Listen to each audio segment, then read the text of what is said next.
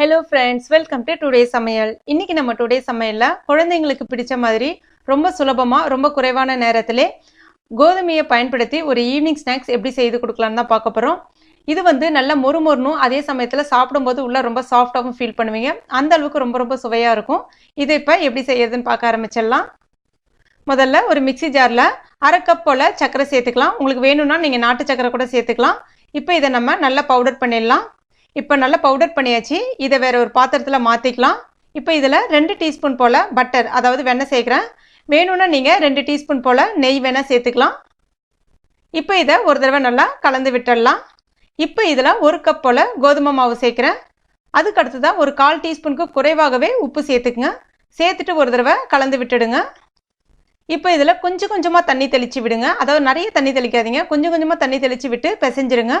மாவை நல்லா கொஞ்சம் அழுத்தி விட்டு பிசைஞ்சிங்கன்னா உங்களுக்கு சாப்பிடும்போது அதாவது உள்ளே இறங்கும் போது பார்த்தீங்கன்னா ரொம்ப சாஃப்டாக ஃபீல் பண்ணுவீங்க அந்த பட்டர்லாம் கலந்துருக்கிறதுனால.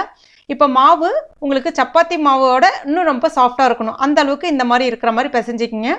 இப்போ மாவு நம்ம ஊற வைக்கணுன்ற அவசியம் கிடையாது. இதை நேராகவே இப்போ நம்ம திரட்ட ஆரம்பிச்சிடலாம். கொஞ்சமாக மாவை மேலே வந்து தூவிக்குங்க. இப்போ இதை ரொம்ப மெலிசாவும் இல்லாமல் ரொம்பவும் திக்காவும் இல்லாமல் அழகாக வந்து உருட்டி எடுத்துக்கங்க. ரொம்ப திக்காக இருந்துச்சு அப்படின்னா மாவு வந்து உள்ளே வேகாமல் போயிடும். அதே சமயத்தில் ரொம்ப மெலிசாக இருந்துச்சுன்னா அடை மாதிரி அதாவது எள்ளடை அந்த மாதிரி ஓட்டடை மாதிரி சொல்லுவாங்க இல்லையா, அந்த மாதிரி இருக்கும். அது சாப்பிட்றதுக்கு நல்லா இருக்காது. இப்போ இதை நம்ம சரியான பதத்துக்கு திரட்டி எடுத்தாச்சு.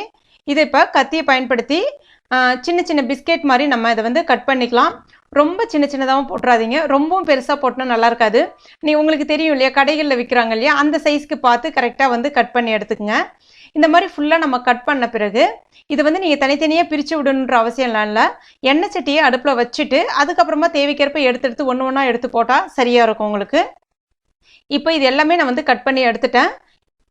எண்ணெய் மிதமான சூட்டில் இருக்கணும், தீயும் மிதமான தீயில் இருக்கணும். இப்போ இதை நம்ம ஒன்று ஒன்றா அதில் போட ஆரம்பிச்சிடலாம்.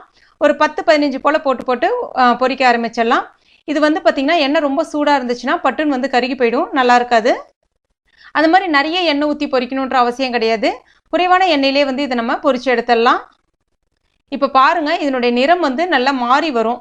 இந்த மாதிரி நிறம் மாறி வந்த பிறகு இதை நம்ம எடுக்க ஆரம்பிச்சிடணும். எடுக்கும்போது பார்த்தீங்கன்னா அதாவது நமுத்து போன மாதிரி தான் இருக்கும். அதாவது மொறுமொறுன்னு இல்லாமல் கொஞ்சம் வந்து இலகுன மாதிரி தான் இருக்கும். ஆனால் எடுத்து வச்சுட்டு ஒரு 1/2 மணி நேரத்துக்கு அப்புறம் பார்த்தீங்கன்னா நல்லா ஆறி இருக்கும். அப்போ நல்லா கலகலன்னு சத்தம் கேட்கும்.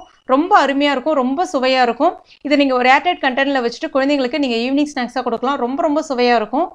வேணும்னா நீங்கள் இதை நாட்டு சக்கரை பயன்படுத்தி கூட செஞ்சுக்கலாம், அதுவும் சுலபமாக இருக்கும். இல்லை சக்கரையே இல்லாமல் வெறும் பிளைனாக உப்பு போட்டு கூட செய்யலாம், அதுவும் இன்னும் ரொம்ப சூப்பராகவே இருக்கும். ஆனால் பட்டர் வந்து நிறைய சேர்த்து செய்யுங்க. இதற்கு இன்னொரு பேர் என்னன்னு பார்த்தீங்கன்னா சக்கரைப்பாறான்னு சொல்லுவாங்க. ஆனால் அது பொதுவாக மைதா மாவில் செய்வாங்க. நம்ம இன்னைக்கு மைதா மாவை பயன்படுத்தாமல் கோதுமை மாவில் செஞ்சுருக்கோம். இது நீங்கள் கோதுமை மாவில் செஞ்சீங்கன்னு யாராலையும் கண்டுபிடிக்க முடியாது. அந்த அளவுக்கு ஒரு அற்புதமான சுவையோடு இருக்கும். கண்டிப்பாக ட்ரை பண்ணி பார்த்துட்டு மறக்காம எனக்கு கமெண்ட் பண்ணுங்கள். இந்த வீடியோ பிடிச்சிருந்துச்சுன்னா லைக் பண்ணுங்கள், ஷேர் பண்ணுங்கள். மேலும் இது போன்ற டேஸ்டி ரெசிபிகளுக்கு டுடே சமையல் இது வரைக்கும் நீங்கள் சப்ஸ்கிரைப் பண்ணாத நண்பர்களாக இருந்தீங்கன்னா உடனே சப்ஸ்கிரைப் பண்ணிங்க. கூடவே மறக்காமல் அந்த பெல் நோட்டிஃபிகேஷன் சிம்பிளையும் ப்ரெஸ் பண்ணிங்க. தேங்க்யூ.